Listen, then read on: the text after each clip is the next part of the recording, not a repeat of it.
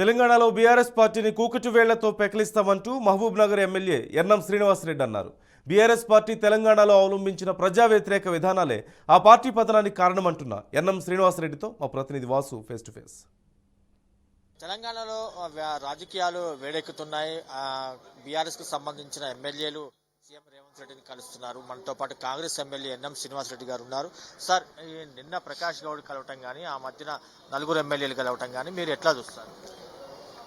మొత్తం కూడా తెలంగాణలో ప్రజలు తిరుగుబాటు చేసి బీఆర్ఎస్ పార్టీని బండకేసి కొట్టిరు. కేసీఆర్ గారు కూడా ఓడిపోయారు. ఈ 10 ఏళ్ల దుర్మార్గపు దౌర్జన్యకరమైన అమానుషమైన పాలన ఇక భవిష్యత్తులో తెలంగాణలో ఉండదు. ప్రజాస్వామ్య పాలన మొదలైంది. ప్రజలకు కూడా డిఫరెన్స్ అర్థమవుతా ఉంది. ప్రజలకు వాళ్ళ కమ్మిన చీకట్లు కూడా తొలగిపోయినాయి. ప్రజాపాలన ఎట్లా ఉండాలి, గవర్నెన్స్ ఎట్లుండాలి, అడ్మినిస్ట్రేషన్ ఎట్లుండాలి అనేది ఈ 2 నెలల కాలంలోనే కాంగ్రెస్ ప్రభుత్వం రేవంత్ రెడ్డి గారు చేసి చూపించారు. కాబట్టి ప్రజలు కోరుకుంటా ఉన్నారు. ఈరోజు గెలిచిన బీఆర్ఎస్ ఎమ్మెల్యేలు కూడా వాళ్ళు ఆ కుటుంబం చేతిలో అణచివేతకు గురి కాబడ్డారు. వాళ్ళకి ఆత్మగౌరవం కూడా అక్కడ లేదు.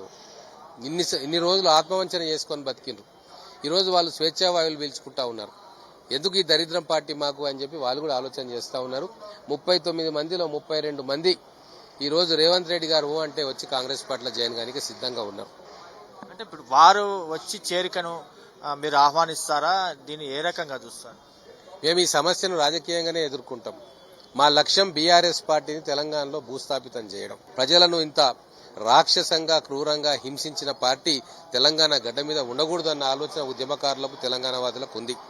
ఆ రకంగా రాబోయే రోజుల్లో బీఆర్ఎస్ పార్టీని సమూలంగా నాశనం చేయడానికి ఏ రాజకీయ ఎత్తుగడలు అవలంబించాలో ఖచ్చితంగా మా పార్టీ ఆ ఎత్తుగడలను అవలంబిస్తుంది. ఇటు బీఆర్ఎస్ వర్కింగ్ ప్రెసిడెంట్ కేటీఆర్ చేస్తున్న వ్యాఖ్యల్ని ఎట్లా చూస్తారు? ఇప్పుడు కుక్కతోక పట్టుకొని గోదావరి ఇదినట్టు మునిగిపోతున్నామని వాళ్లకు తెలుసు.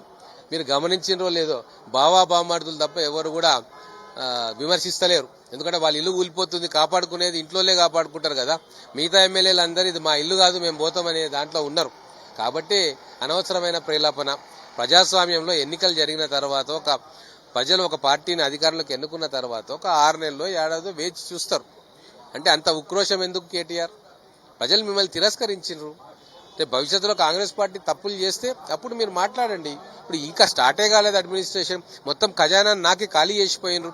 ప్రాజెక్టులన్నీ కుప్పలైపోయినాయి. కట్టిన ప్రాజెక్టులు కూలుతున్నాయి. మీరు జైలుకే పోవాలి. ఇంకా అవన్నీ పక్కన పెట్టి డైవర్షన్ కోసం ఏవేవో మాట్లాడుతుంటే ప్రజలు నవ్వుకుంటున్నారు. అంటే భవిష్యత్తులో ఇంకా ఎమ్మెల్యేలు వస్తే చేర్చుకుంటారా? మీ ప్లానింగ్ ఎట్లా ఉంటుంది? అదే చెప్తున్నాను కదా, రాజకీయ ఎత్తుగడలో భాగంగా బీఆర్ఎస్ అనే ఒక కలుపు మొక్కని తెలంగాణ గడ్డ మీద నుంచి సమూలంగా ఏరిపారేయడానికి ఎటువంటి రాజకీయ చర్యలు తీసుకోవాలనో అటువంటి చర్యలన్నీ కూడా మా కాంగ్రెస్ అధిష్టానం తీసుకుంటుంది.